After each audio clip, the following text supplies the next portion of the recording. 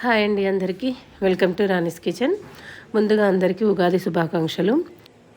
ఉగాది రోజు భక్షాలు చేసుకుంటాం కదా, కరీంనగర్లో అయితే భక్షాలు అంటారు, వేరే సైడు నేతి బూరెలు, పోలేలు అన్ని రకాల పేర్లతోటి పిలుస్తారు. మరి ఈ భక్షాలను మనం ఎలా ప్రిపేర్ చేసుకోవాలి, దానికి ఏమేమి కావాలో నేను ఒకసారి చూపిస్తాను. క్లియర్గా మొత్తం వీడియో మొత్తం చూడండి. నేను గోధుమ పిండితో చేస్తున్నా, దానికోసం నేను 2 కప్పుల గోధుమ పిండి తీసుకున్నా.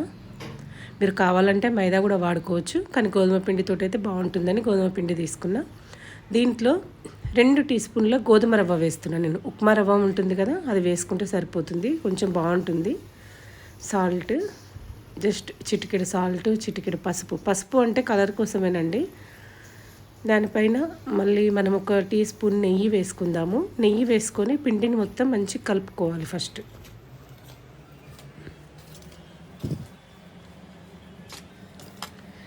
పిండి మొత్తము మన రవ్వ నెయ్యి మొత్తం పట్టే వరకు మంచిగా కలిపేసుకోవాలి ఫస్టే. ఇప్పుడు ఇందులో నేను గోధుమ పిండితోటి వేస్తే గట్టిగా అవుతాయి అనుకుంటారు కదా పోలేలు, గట్టిగా కాకుండా ఉండడానికి పాలతో కలుపుకుంటున్న పిండి. చూడండి, నేను 2 కప్పుల గోధుమ పిండి వేసుకుంటే 1 కప్పు పాలు పోసుకున్నా ఇందులో. ఫస్ట్ అయితే మొత్తం పాలతోటి ఒకసారి కలుపుకొని మళ్ళీ 1/2 కప్పు వాటర్ పడతాయి అంతే, అంతకుమించి ఎక్కువ వాటర్ ఏం పట్టాయి మనకు. ఈ 1/2 కప్పు వాటర్ కూడా వేసుకొని మంచిగా కలిపేసుకోవాలి, మెత్తగా కలుపుకోవాలి పిండి.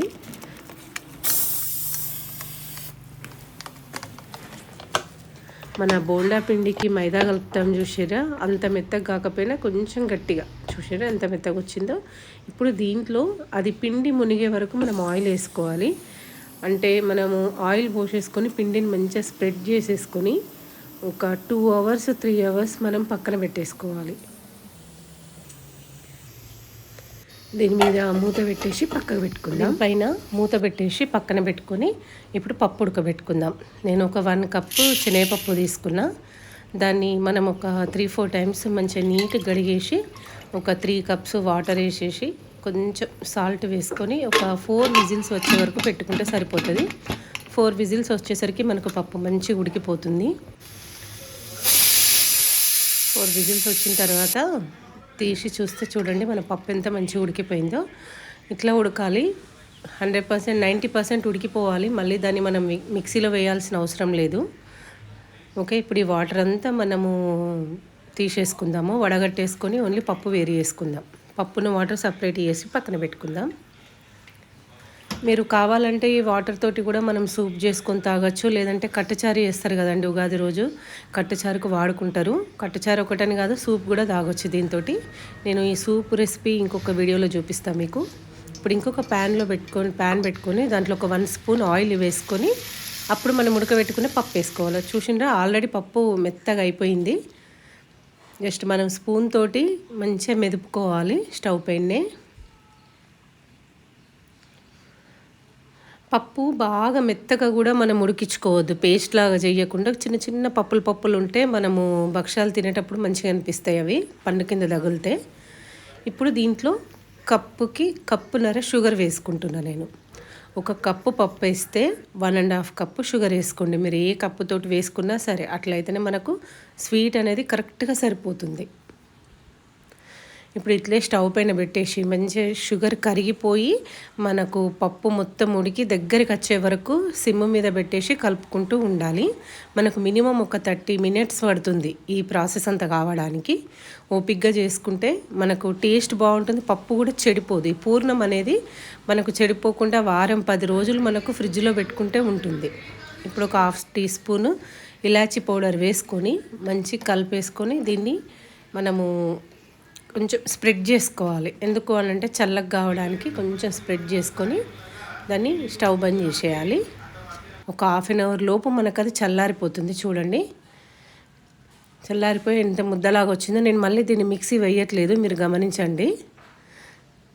ఓకే, ఇప్పుడు మీకు కావాల్సిన సైజులో ముద్దలు చేసుకొని పక్కన పెట్టేసుకోవడమే. మన పూర్ణం రెడీ అయిపోయింది కదా. ఇప్పుడు 2 అవర్స్ తర్వాత మన నానిన పిండి చూసారా ఎంత బాగా అయిపోయిందో, మంచిగా ఉబ్బిపోయింది కూడా. ఎందుకంటే రవ్వ వేస్తాం కదా, రవ్వ పిండి మంచిగా నానిపోయి మనకు తినేటప్పుడు మెత్తగా ఉంటుంది, కొంచెం నమ్ములుంటే కొంచెం క్రిస్పీగా కూడా తగులుతుంది. మీరు ట్రై చేసి చూడండి ఇట్లా. ఓకే, ఇప్పుడు మనము ఇక పూర్ణం భక్షాలు ఇందులో ప్రిపేర్ చేసుకుందాము. పిండిని ఫస్ట్ స్ప్రెడ్ చేసుకొని అరచేతులు వేసుకొని పూర్ణం ముందా అందులో పెట్టుకోవాలి మనం. అందరికీ తెలుసు, అంటే నేను చేసే స్టైల్ ఇది. ఒక్కొక్కరు ఒక్కొక్క రకంగా చేస్తారు. మనము పిండి ఎంత పూర్ణం ఎంత తీసుకుంటామో దానికి కొంచెం తక్కువగానే పిండి తీసుకోవాలి.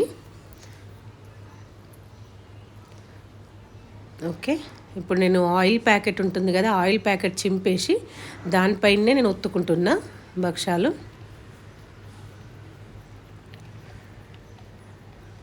చూసారా, మనకు మైదాతో అయితే పగలకుండా వస్తుంది అనుకుంటారు.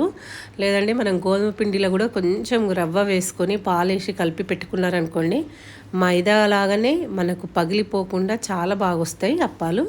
మళ్ళీ హెల్త్కి కూడా చాలా మంచిది గోధుమ పిండితోటి. ఓకే, పప్పులు చూసిండ్రా, కనిపిస్తున్నాయా మీరు? గమనించండి, ఇవి చిన్న చిన్న పప్పులు ఉంటాయి కదా, ఇవి మనకు తింటా ఉంటే పన్ను కింద తగిలితే చాలా బాగుంటుంది టేస్ట్. ఇప్పుడు నేను ఒక చపాతీ పెనం పెట్టేసుకొని దాంట్లో కూడా కొంచెం ఆయిల్ వేసుకోవాలి. మీ ఇష్టం, గీ కూడా వేసుకోవచ్చు, నెయ్యితోటైనా కాల్చుకోవచ్చు, మీకు ఎట్లా కావాలంటే అట్లా. కాకపోతే ఆయిల్ తోటి కాల్చుకొని నెయ్యిలో ఎక్కువ పెట్టుకొని తిన్నారనుకోండి టేస్ట్ ఇంకా బాగుంటుంది. నెయ్యితోటి కాలిస్తే ఏమవుతుందంటే కొంచెం క్రిస్పీగా అవుతాయి, ఆయిల్ తోటి అయితే మెత్తగా ఉంటాయి.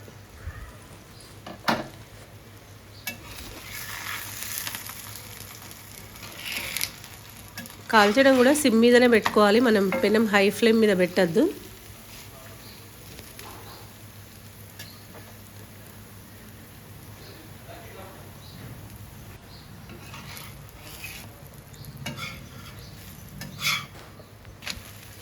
మంచిగా 2 సైడ్స్ కాల్ చేసుకొని పక్కన పెట్టుకోవాలి. ఒక పెద్ద ప్లేట్లో వేసుకుంటే చల్లగా అయిపోతాయి.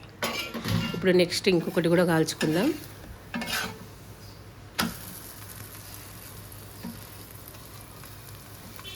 ఫస్ట్ చేసిన అప్ప ఎప్పుడైనా కూడా కొంచెం చిరిగిపోతుంది, తర్వాత చేసేటివి మంచిగా వచ్చేస్తాయి. ఓకే, మన భక్షాలు రెడీ అయిపోయినాయి. వేడి వేడిగా నెయ్యి వేసుకొని కానీ వీటిని పాలల్లో కానీ పెట్టుకొని తింటే చాలా టేస్టీగా ఉంటాయి. ఇది మనకు ఈ అప్పాలు 2 డేస్ కానీ 3 డేస్ కానీ మీకు చెడిపోవు, ఎందుకంటే మనము షుగరును పప్పును మంచిగా పాకం పట్టినాం కదా, ఉడకబెట్టి దగ్గరికి చేసినాం కాబట్టి చెడిపోకుంటుంటాయి. ఇది మీరు కావాలంటే మీరు దీన్ని చేసేసుకొని 2-3 రోజులు కూడా పక్కన పెట్టుకోవచ్చు. మీరు చూడండి, ట్రై చేయండి. చూసినరా, మన భక్షాలు రెడీ అయిపోయినాయి. నేను మనం నెయ్యిలో కానీ పాలల్లో కానీ, ఇప్పుడు నిజామాబాద్ సైడ్లో ఏంటంటే పోలేలు అంటారు కదా, పోలేల్ని పాలల్లో పెట్టుకొని కూడా తింటారు, మన దగ్గర కూడా తింటారు. మీరు ట్రై చేయండి, పాలల్లో కూడా చాలా టేస్టీగా ఉంటాయి ఇవి. మీకు నచ్చితే నా వీడియోని లైక్ చేయండి, షేర్ చేయండి.